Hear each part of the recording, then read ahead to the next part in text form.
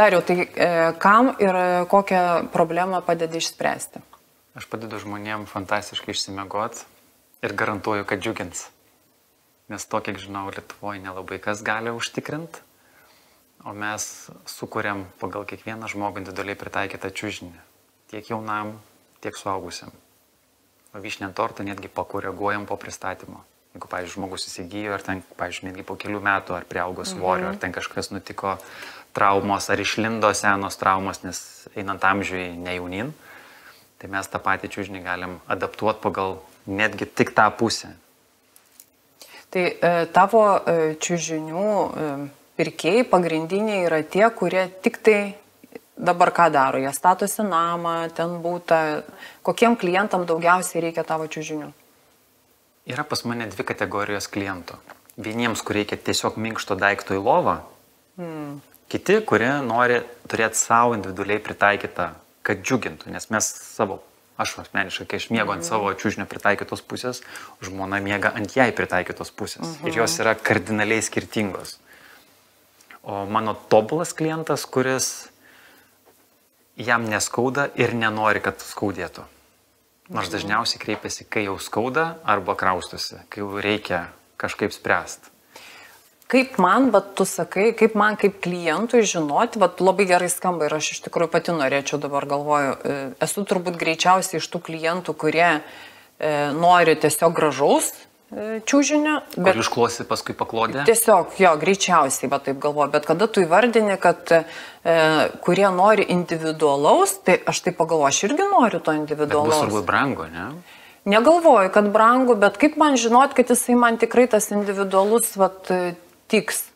Įsivaizduok dabar tokią situaciją. Mes dirbam masinės gamybos kainom. Tai reiškia, naisi bet kokį saloną arba atėjus pas mus bus realiai tas pats kainų lygmuo. Bet, pavyzdžiui, yra tokių buvę klientų, kurie yra nusipirkę čiužinį, kuris turi, pavyzdžiui, grublėtą čiužinio užvalkalą. Jis yra nelygus. Pardavimo metu jis atrodo labai fainiai, gražiai, ten jis įspausta lik sagutė, bet kai kurie nesugeba sagutės įdėti, kas yra nepatogu ir kaip ten princesė Mandžirnio, tai būtų kančia. Bet tie nelygumai, jie kaip tik trukdo. Tai, pavyzdžiui, mūsų čiužiniuose nėra nelygumų, kurie yra nereikalingi. Mes nebedarom taip, kad būtų dėl vaizdo, nes vaizdas yra pardaviminis elementas, nes kai žmogus miega, jis nieko nemato. Vizualiai čiužiniai jie visi atrodo labai panašiai. Problema yra, o kokia bus kūno padėtis miegant. Tai mano užduotis yra, kuriant čiužinį pagal kiekvieno žmogaus ypatybės ir įprastai žmogus netgi apie 10 minučių turi atsakyti klausimus, tiek skirt laiko įprastai užtrunka, kad pagal tuos atsakymus aš tada dėlioju medžiagų kombinacijas, nes reiškia, kokioj padėti jisai gulės. Iš pradžių aš mėginu atspėti, nes aš tiksliai žmogų neįlysiu, nes ir pats žmogus pagulinėjęs ant čiužinės negali pasakyti, kad aš gerai, ant šito, tai tikrai gerai išsimiegosiu. Iškart negali. Negali. Ir mano patirtis, kad apie 40% žmonių prašauna jau vien su pirmu įspūdžiu. Nes kiek per ten 50 minučių pagulinėjęs, dar salonė žmonės vaikšto, kaip čia jausios, kiti net neatsigulė, arba, pavyzdžiui, internetu perka, tai iš viso tenais neaišku, ką perka. Aš pats negaliu palyginti kitų gamintojų, nes medžiagų konfiguracijų nėra. Va, bet tu labai gerą vietą palėtei. Ką tu pasakytum tokiem klientams, skeptiškiems, galbūt kaip aš, ne? Bet ir nebūtinai, žiūrėk, aš galvoju, labai daug šiai dienai klientams yra tos fake, tos primeluotos informacijos, labai daug marketingo, labai daug idėjų. Iš nežinojimo. Aš nesakyčiau, kad melas, tiesiog iš nežinojimo. Nes kaip man kaip klientui iš tikrųjų susigaudyti? Pavyzdžiui, mano bėda buvo tokia, aš samdžiau reklamos agentūras. Reiškia, žmonės, kurie tos agentūrose dirbo, jie formavo žinutės, ką klientui pasakyti, kad jis nupirktų, teisingai. Bet yra tam tikra klišė žinučių, o žmogus, kai ateina pirkti, aš suprantu vieną, žmogus nežino, kokį čiužinį jam išsirinkti. Pas mane yra chirurgų, neurochirurgų, terapeutų, gydytojų, ne vienas lig šiol nežinojo, ant kokio čiužinio jiem patiem gulėti. Būna tokia klišė. Mėgokit ant kieto. Kiek ant kieto? Čia, kaip, pavyzdžiui, turiu tokių klientų, kur vyras, pavyzdžiui, sveria kokį 130, 150, o moteris, pavyzdžiui, tavo sudėjimo. Tai jeigu jie turi vientisą čiužinį, kad ir iš Italijos vežta, kas jau nori tam prašmatnumo pavadinimo, kaip tebūnie, jisai atsigula moteris padebesise. Arba jeigu jam gerai, jinai miega ant lentos. Tai praktiškai esminis dalykas, kas prisims atsakomybę už to gaminio asmeniškai tinkamumą. Ir tokių asmenų aš kol kas savo kely nesutikau. Dabar tu, kai kalbi, tai iš tikrųjų aš ir save pagaunu visiškai kaip klientas, kad tikrai mes neturim tiek edukacijos. Tu kalbi labai profesionaliai, matosi, kad tu savo temą labai gerai ir stipriai išmanai, o aš kaip klientas, iš tikrųjų, kaip tu ir sakai, tiesiog, kad būtų gražus ir užtiesčiau paklodę. Tai greičiausiai aš nežinau, kaip tu įvardintum, kokios yra pasiekmes to, kad aš galbūt neteisingai įsigijau, nesupratau, ką įsigijau, ne toj vietoje, ne, kokie tie yra top iššūkiai ir kokius, su kuriais aš susidursiu, jeigu neatkreipsiu į tai dėmesį. Jeigu atsakytum personalizuotas.lt tinklalapį atsančius klausimus, jau vien atsakydama į tuos klausimus, jau rastum savo atsakymų. Ar bent jau ar čia tikrai susiję su čiužiniu ir tada pradėtum logiškai pamaiščius, kad taip kritinį mąstymą, kad taip susiję. Pavyzdžiui, ar aš prakaituoju naktį? Jeigu yra polinkis į prakaitavimą, tai reiškia, kad kūnas jau nebesugebėjo atsivesinti, jis jau pradėjo šlapiuoti. Jeigu yra čiužinys porolonas, jame yra sintepono užvalkale arba porolono jau po užvalkalo, tai ten bus išgulėtų duobė. Nes porolonas reaguoja į drėgmę, o kai reaguoja į drėgmę, jisai minkštėja. Jeigu yra, pavyzdžiui, pilnavidurių čiužinys, tai tikėtina, kad tu duobėja kelių metų bėgiau, nekalbu, kad čiužiniai šiaip reikėtų keisti kas 80 metų, jeigu jis ir pritaikytas, tarkim, jis neišsigulėjo, vien iš higieninės pusės, nes jeigu, pavyzdžiui, yra žmogui alergija, ten nosis bėga ir gal dar nesusiję miegamajam, kažkokie alergenai suintensyvėja, tai ten jau kvėpuoja tai, kas tą visą fauną čiužinyje. Bet tai gerai, jeigu aš prakaituoju, kas dar? Jeigu, pavyzdžiui, yra gulėjimas ant pilvo. Gulėjimas ant pilvo yra viena indikacijų, kad netinka, nes tai yra pati saugiausia gulėjimo padėtis. Pavyzdžiui, jeigu reikėtų miegoti ant žemės, dabar reikėtų, būtų aplinkybės, tai tikėtina miegotum arba ant nugaros, arba ant pilvo. Jeigu nugara jau turi reikalų ten išvaržų link, arba ten jau buvusios traumos, tai tikėtina gulėsi ant pilvo. Bet bėda, kad persuksi kaklą, sutrikdysi kraujotakos patekimą, deguonies patekimą į smegenis ir apskritai tamposi sausgyslis ten, kurios neturi tampytis. Ir tada atsiranda supermeno poza. Ir tai yra saugiausia ir tai parodo, kad yra netinkamas pagrindas. Mano vyras pastoviai miega supermeno pozą. Ir dar jam pastoviai juosmenį skauda. Tai čia irgi tikėtina. Jeigu skauda juosmenį, reiškia, jo gulėjimo padėtis yra tokia, kad jis tiesiog gauna spaudimo ten, kur jo neturi būti. O kas yra reklaminėse žinutės ir aš vis kartoju, labai norėčiau, kad žmogus išgirstų vieną dalyką. Ne čiužinys prisitaiko prie kūno. Čiužinys užduoda toną. Atsakomybė kur? Tai nėra minkštas daiktas, kuris apgaups ir jeigu atėjai su kupra ir atsikelsi su kupra ir greičiausiai dar didesnė, jeigu jis prisitaiko, logiškai. Tai čiužinio užduotis yra formuoti kūno padėtį. O tada klausimas, o tai kaip jam tada žinot, kaip suformuoti? Tai yra universalių medžiagų, kad ir bet kokio svorio atsiguls arba ten pagal kažkokius H sužymėtus, neaišku kokius, bet jeigu jau sužymėjo, reiškia išmanė. Deja, ne. Tai va čia kaip tik labai gerą vietą dabar tu palėtei ir dabar tada apie autoritetą, nes tikrai tai, kad tu kalbi, matosi, kad pas tave yra tikrai labai didelė kompetencija šitoj srityje. Aš galiu kalbėti protingai, bet kas už to stovi? Taip, bet kodėl tada tu? Čia yra tas momentas, kai tu turi pasigirti, ką tu šitoj srityje esi pasiekęs. Kodėl tu? Aš turėjau susikūręs, ačiū už labai gerą klausimą, aš turėjau susikūręs čiužinių laboratoriją, kaip dabar vadinu.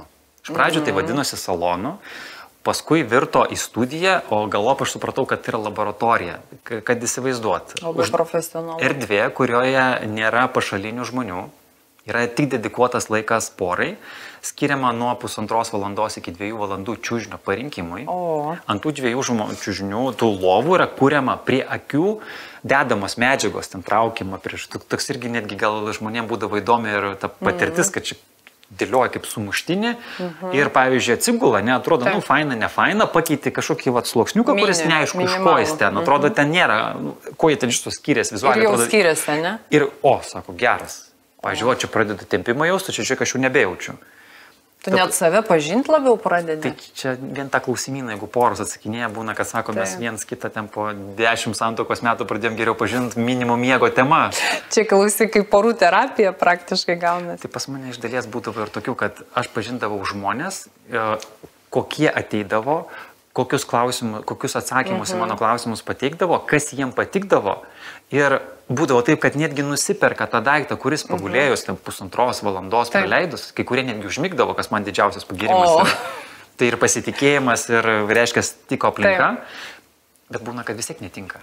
Tai mes važiuodavom, koreguot, nes nesinori to gražinimo, kad ir, pavyzdžiui, kai rinkoje yra, netinka čiužinys ar ten kitas daiktas, gražinsi, o kas toliau? Tai pardavėjas tada, tau netika tavo problemos, jau kaip turkiai, nusipirkai pats durnas. Tai mano požiūrį, kad jeigu aš padėsiu žmogui surasti jam tinkamą situaciją, būna korekcijos, mes ir esame ir 4 ir 5 kartus važiavę, nes aš turiu adaptuotis, nes žmogaus įpročio aš nežinau ir jis pats savo įpročių nežino, nes naktį niekas savęs nefilmuoja ir nematuoja.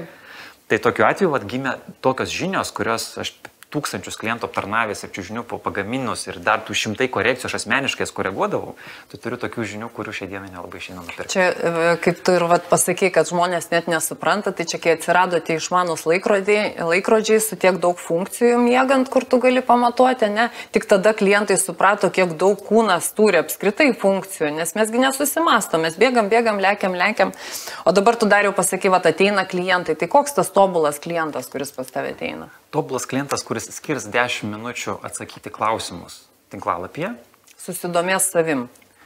Jeigu jam nereikia pritaikyto daikto, yra čiužiniucentras.lt, ten yra čiužinių nuo 200 eurų, 2 guliai lovai, kur aš neįsivaizduoju, kas ant jo gali mėgoti, bet yra kategorija žmonių, kuriam to reikia, prašom rinkitės. Bet jeigu norit, kad tiktų, kad visą laiką užduot savo klausimą, ar aš noriu, kad man skaudėtų ir aš kiek esu pasiruošęs skirt tam dėmesio. Jeigu žmogus patinka gyventi kančioj, manęs nereikia. Taip, bet žiūrėk, tu sakai individualizuotas, iš tikrųjų, bet pažiūrėk, rūbus mes perkamės labai individualiai savo taikoma, ne batusgi nesirenkam, pavyzdžiui, jeigu mano 38 dydis nenešioju 41. Aš tik dėvėtų neprekiauju, žinau. Kodėl taip čiužinių nesirenkam ir negalvojam apie savo kūną, nors, žiūrėk, nepaisant to, miegas sudaro viso mūsų gyvenimo 1/3, ne? Tai yra didžiulis laiko tarpas, kuriame mes praleidžiame laiką ir mes praleidžiame jį su čiužiniu. Aš duosiu pavyzdį. Įsivaizduok, nusipirki batus, kurie tau netinka.